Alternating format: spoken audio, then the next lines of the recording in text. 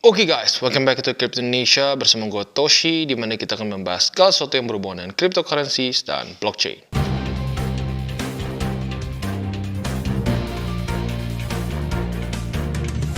Oke, jadi pada hari ini guys, kita akhirnya akan launchpad lagi ya dari Bybit. Nggak kerasa terakhir bulan Februari, jadi nyaris 2 bulan ya. Akhirnya akan ada launchpad lagi dan pas banget saat market sedang ngedrop. Ya, jadi tentunya ini bisa menjadi peluang buat lo untuk bisa mengambil cuan di sini ya.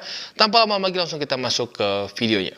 Oke, dan sekarang kita akan membahas mengenai Launchpad dari Bybit. Ya, sudah cukup lama kita tidak membahas mengenai Launchpad. Karena memang terakhir kali itu di Tap, ya, dan Tap ini sudah cukup lama ya. Terakhir kapan ini? Ini sudah selesai pada masa Februari, ya, jadi sudah nggak kerasa udah sebulan lebih kita tidak ada Launchpad. Nah, kali ini akan ada project baru ya, upcoming bernama ApeX. Nah, ApeX ini adalah sebuah decentralized derivatives protocol. Jadi, biasa DEX itu kan spot. Nah, ini dia derivatif ya. Jadi, seperti yang gue pernah bahas dulu-dulu ya, ke depannya next step-nya adalah membuat satu DEX yang bisa trade derivatif, dan ternyata mulai ada yang baru juga di sini namanya ApeX ya. Nah, kalau kita lihat di sini nanti akan floor price-nya itu di 0,05 USD. Dan untuk sekarang kita masih belum bisa klik ya, jadi belum ada data detailnya. Nah, untuk aturannya kurang lebih akan sama sih sebenarnya ya. Dan totalnya akan 10 juta APEX yang akan dibagikan di Launchpad kali ini. Nah, untuk rules-nya kita akan lihat pakai tab ya, yang dulu, dimana kita bisa lihat akan ada 4 fase. Buat kalian yang sudah biasa untuk ikutan Launchpad pasti udah tahu ya. Yang pertama ada snapshot period, di mana nanti akan dihitung kita punya berapa banyak BitDAO ya, dan pastikan di sini kalian harus pakai BitDAO bukan pakai stablecoins ya. Jadi kalian harus hold BitDAO, lalu akan ada masa snapshot, dihitung lu punya maksimum berapa ya untuk bisa ikutan Launchpad ini. Jadi pastikan buat sekarang lu yang tertarik untuk ikutan Launchpad ini, mulai ambil dulu atau beli dulu BitDAO kalian ya. Setelah snapshot akan masuk ke subscription. Nah, subscription period ini adalah di mana kita mensubscribe atau kita klik di mana si BitDAO ini dimasukkan ke dalam si Launchpad ini ya. Gue sarankan full aja semua karena nggak akan dapat semuanya gitu, nggak akan kesannya semua BitDAO lu ditukarkan ke si token ini, karena pada faktanya akan selalu ada pembatasan. Yang ketiga, distribution period, di mana nanti biasanya sejam sebelum market dibuka, tokennya akan kita dapatkan dulu dengan harga floor price. Nah, biasanya kita bisa lihat pada faktanya itu cukup baik secara ininya ya, secara risk rewardnya, karena ya beberapa project yang sebelumnya nih, beberapa yang paling tinggi, highest yield, kita bisa lihat ada Kasta. Kasta itu average first week returnnya itu sebesar 2000 persenan ya. Really, waktu itu kita pernah bahas juga itu 1851 first week returnnya.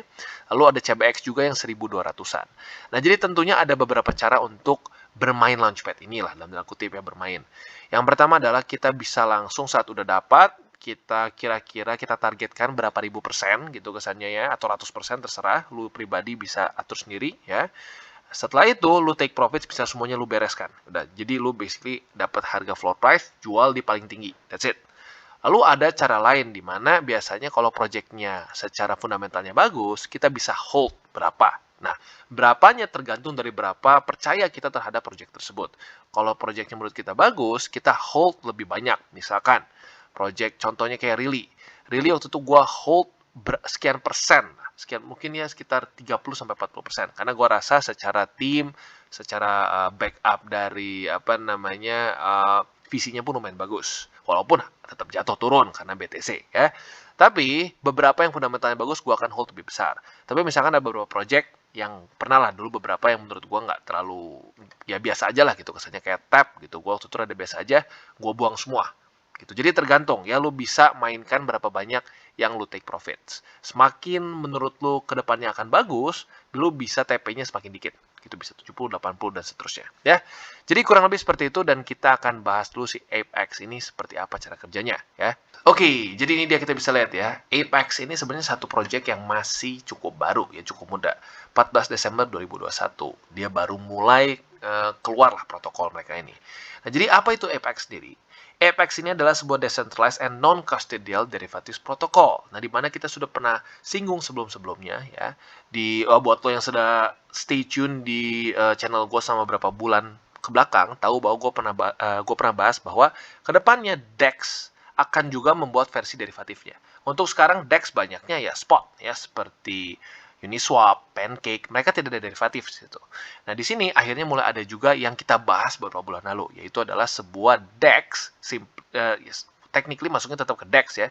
DEX di mana dia ini non-custodial dan derivatif. Ya, jadi di sini bukan spot market, tapi ya technically masuknya ke perpetual swap markets. Atau kasarnya kayak lu buka posisi futures di Binance dan di ya BitMEX maupun di Huobi ya. Nah, jadi ini protokol ini operates dalam a series of immutable and persistent smart contracts dalam Ethereum blockchain ya, di mana kita bisa free to trade tanpa intermediaries.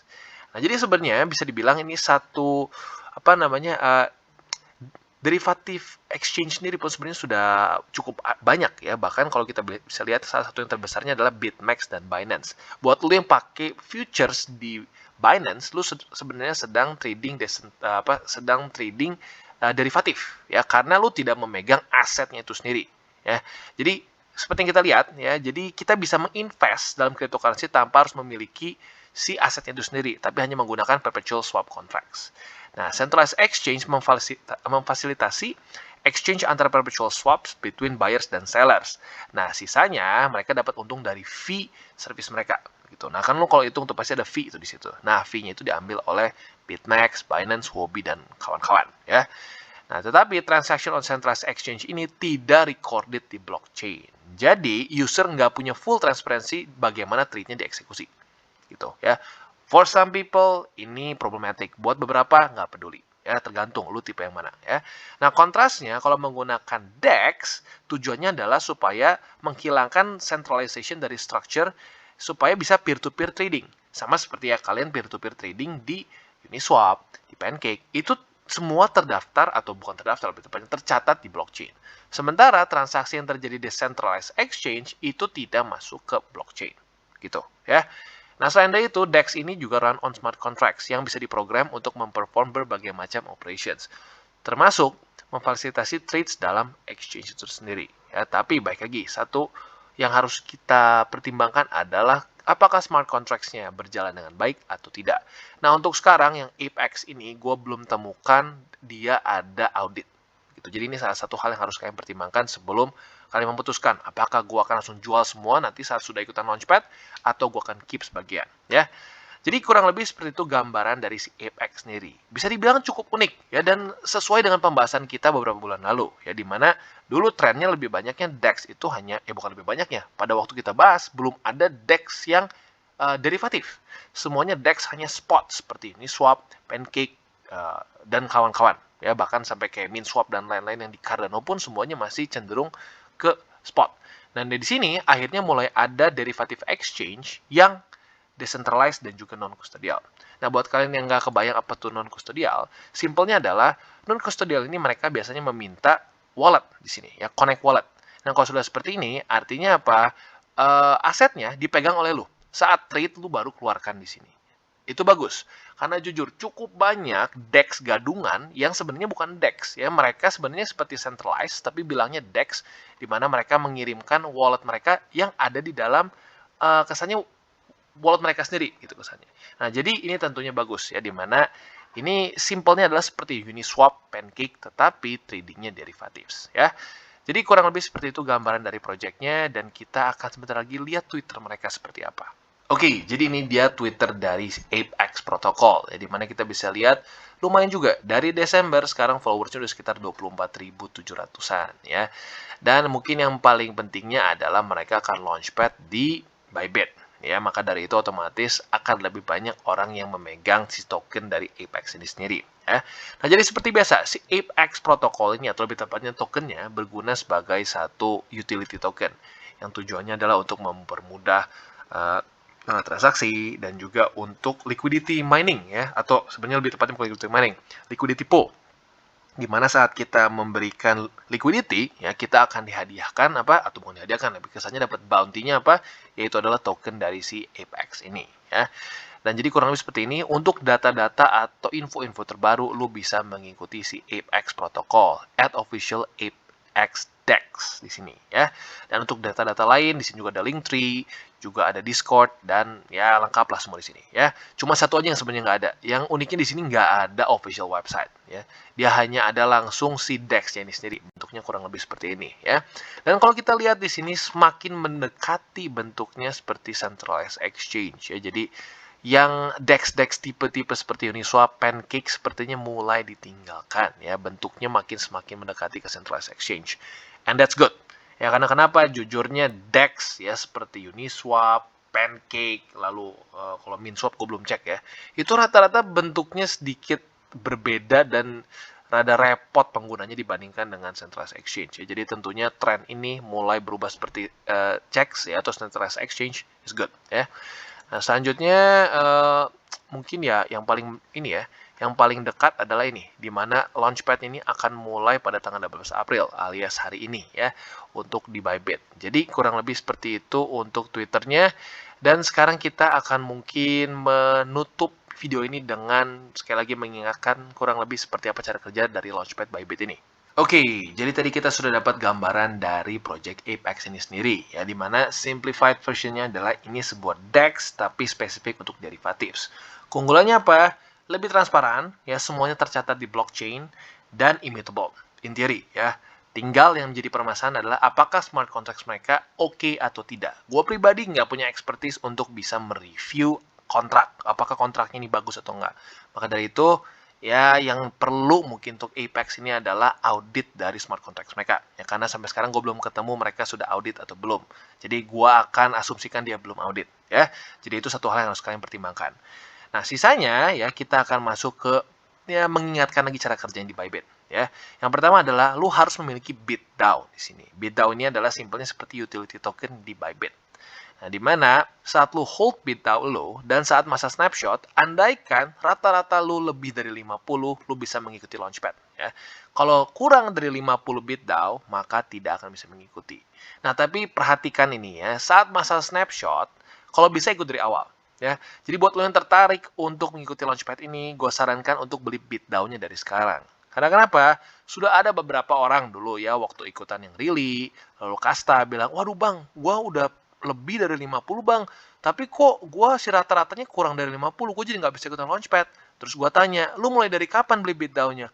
Oh, Hamin 2 hari setelah snapshot mulai. Nah, itu hitungannya sudah berbeda. Ya, jadi pastikan ya, karena jujur hitungannya gue capek ngebahasnya, belibet gitu. Jadi simpelnya apa? Kalau lu tertarik ya, ini video kan udah lebih awal nih. Kalau lu tertarik untuk ikutan Launchpad, lebih baik lu beli dulu BitDAO-nya dari awal supaya nggak lu pusing ngitungnya seperti apa ya. Dan apa namanya seperti biasa di sini ada 3 ya tepatnya 4 fase ya. 4 fase. Di mana yang pertama adalah snapshot, di mana lu harus punya rata-rata BitDAO lebih dari 50, subscription, nah ini waktu lu harus subscribe. Kalau lu nggak subscribe, ya nggak dapat. Gue udah pernah beberapa kali lupa ya, udah snapshot tapi lupa di subscribe, ujung-ujungnya nggak dapat apa-apa ya. Yang ketiga distribusi, di mana ini biasa sejam sebelumnya. Lalu yang keempat adalah ya alokasi, di mana kita bisa putuskan untuk TP semua atau TP berapa persen ya. Jadi kurang lebih seperti itu caranya ya, dan resikonya seperti apa? Seperti biasa, resiko dari Bybit Launchpad ini cenderung kecil ya dari sisi Launchpad-nya, di mana rata-rata semua project-nya untung sampai ratusan sampai ribuan persen. Ya, ini beberapa yang paling tinggi, yang Kasta naik 2000%, Really naik 1800%, dan CBX naik 1200%. Ini adalah average 1 minggu. Ya, jadi makanya kenapa rata-rata kalau lu TP langsung dalam kurun waktu seminggu, quite okay gitu. Tetapi resikonya di mana? Resikonya adalah saat lu menghold BitDAO-nya, karena BitDAO ini bukan stablecoin. Ya, BitDAO ini adalah ya token biasa, di mana ya bukan token, dia koin biasa, di mana harga bisa naik dan turun. Ya otomatis di situ ada resiko, andaikan lu beli misalkan di harga tinggi ya, lalu saat balik lu jual lagi, lu bisa rugi.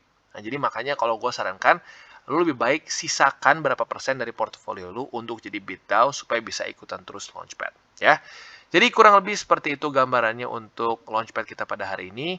Dan buat lo yang tertarik dan belum memiliki akun Bybit, bisa menggunakan link referral kita di bawah. Tentunya tidak wajib ya, tapi apabila lo menggunakan link referral kita di bawah, lo secara aktif membantu perkembangan dari TCI.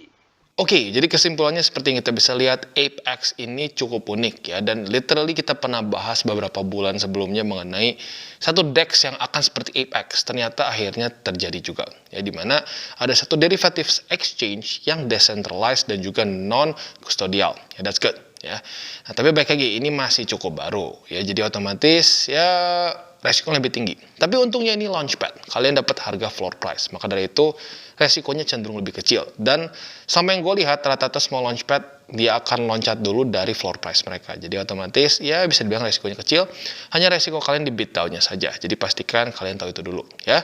Jadi kurang lebih seperti itu untuk video pada hari ini. Dan untuk kalau gue pribadi ya, gue pribadi kemungkinan besar antara meng-hold sedikit atau gue akan TP semua. Karena jujurnya mungkin lebih banyak orang yang masih lebih nyaman untuk trading derivatif decentralized exchange. Dan bagi kalian yang belum mengikuti DCWT atau Daily Charting with Toshi, bisa klik di sini, di mana kita akan daily chart your favorite cryptocurrencies. Dan buat lo yang mungkin masih belum punya akun Bybit, bisa menggunakan link referral kita di bawah ya untuk buat akun di situ ya. Selain di situ juga jangan lupa untuk join Telegram group kita, di mana kita bisa ngobrol-ngobrol santai mengenai dunia cryptocurrency secara dua arah. So jangan lupa untuk like, subscribe, click the bell icon, and see you in the next video.